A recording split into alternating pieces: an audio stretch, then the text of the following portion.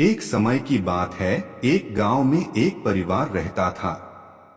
इस परिवार में 2 सास और 2 बहुएं थीं। सास बहू के बीच अनेक विवाद और मतभेद होते थे। पहली सास बड़ी अदालती और स्वाभिमानी थी। वह हमेशा अपनी इच्छाओं को पूरा करने की कोशिश करती थी और बहुओं पर अपना अधिकार जमाने का प्रयास करती थी।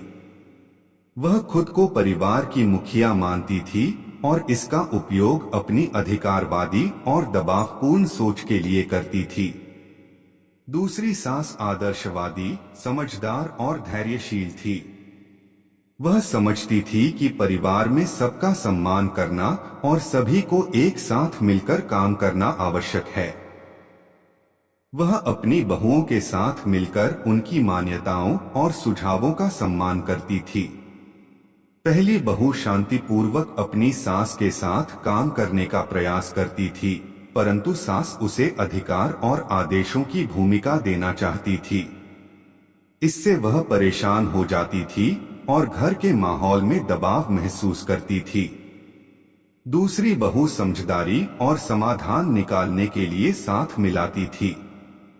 वह दिल से सास के साथ मिलकर उसकी सहायता करने का प्रयास करती थी और विवादों को सुलझाने के लिए हमेशा तत्पर रहती थी। धीरे धीरे पहली सास ने समझा कि उसका अधिकारवाद और दबावपूर्ण सोच न केवल उसकी बहुओं को दुख पहुंचा रहा है, बल्कि परिवार के सभी सदस्यों को भी।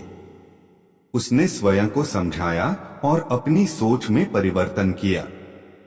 इस बीच दूसरी सास और बहू ने प्रेम और सम्मान के आदान प्रदान के माध्यम से समझौते करना सीखा।